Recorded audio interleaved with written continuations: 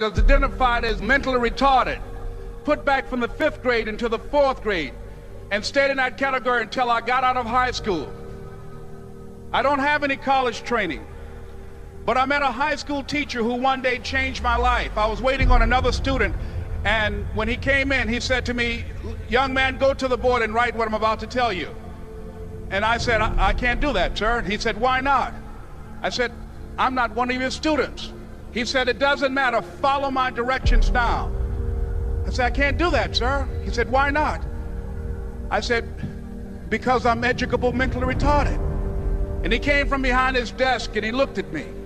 He said, "Don't ever say that again. Someone's opinion of you does not have to become your reality." And as he talked, my heart began to beat fast. Tears began to run down my eyes, and I was in the back just listening to him, because the speech he was giving, that speech was for me.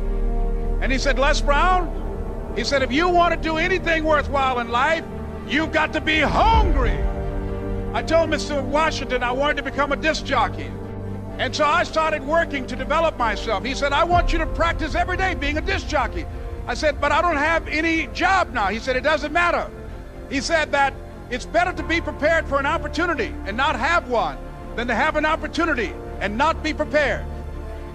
And as I was working to develop myself, I applied for a job as a disc jockey, WMB, on Miami Beach. I went to a guy named Milton Butterball. I said, "How you doing, Mr. Butterball? I'd like to get a job as a disc jockey." He looked at me, he said, "You have any broadcast background?" I said, "No, sir, I don't." "You have any journalism background?" I said, "No, sir, I don't." He said, "We don't have any jobs available." I said, "Yes, sir." I went back to Mr. Washington and I told him. He said, "Don't take it personally." He said, "Most people are so negative, they will have to say no 7 times before they say yes." He said, "Go back again." So I went back again. I said, "How you doing, Mr. Butterball? My name is Les Brown." He said, "I know what your name is. What do you want?" I said, "I'd like to know whether or not you have any jobs as a disc jockey, sir." He said, "Didn't I just tell you yesterday we didn't have any jobs?"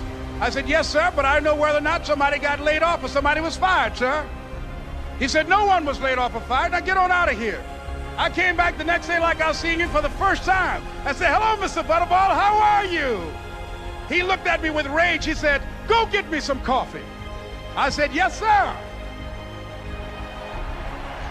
And I went to get him some coffee. After a while, I would get their lunch and dinner, and I would go in the control rooms and take the disc jockeys their food, and I would not leave until they would ask me to leave.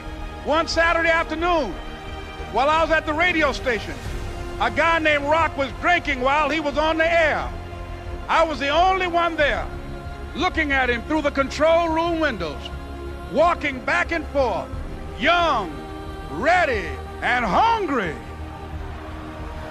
Pretty soon the phone rang, and it was the general manager. And I answered the phone. I said, "Hello?" He said, "Les, this is Mr. Klein." I said, "I know." He said, "Rock can't finish his program." I said, "I know." He said, "Would you call one of the other DJs in?" I said, "Yes, sir." I hung the phone up. I said, "Now he must think I'm crazy." I called my mom and my girlfriend, Cassandra. I said, "Y'all turn up the radio and come out on the front porch. I'm about to come on the air." I waited for about 20 minutes, and I called him back. I said, "Mr. Klein, I can't find nobody." He said, "Young boy, do you know how to work the controls?" I said, "Yes, sir." He said, "Go in there and don't say nothing here."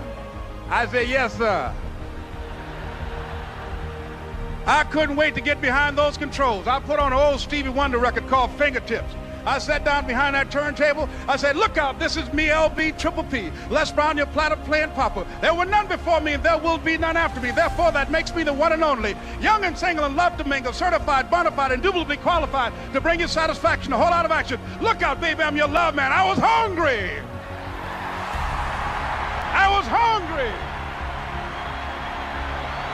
You got to be hungry. Begin to know that you have greatness within you. And if just one of you here begin to envision yourselves as being blessed and highly favored to reach your goals, if just one of you capture the essence of what that means, that you have greatness within you and a responsibility to manifest that greatness, that you can make your parents proud, you can make your school proud, You can touch millions of people's lives, and the world will never be the same again because you came this way. It was hard, ladies and gentlemen, coming to speak to people. And I was facing financial difficulties in my own life. I was behind on my bills and my dreams, and I'm saying to them, you can live your dream. It was hard, ladies and gentlemen. It was very difficult to pick myself up each day believing that I could do it. There were times that I doubted myself. I used to ask myself, can I do this?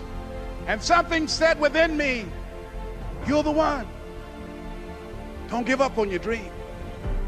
By continuing to push forward, by continuing to run toward my dream, that one day I would have my own talk show.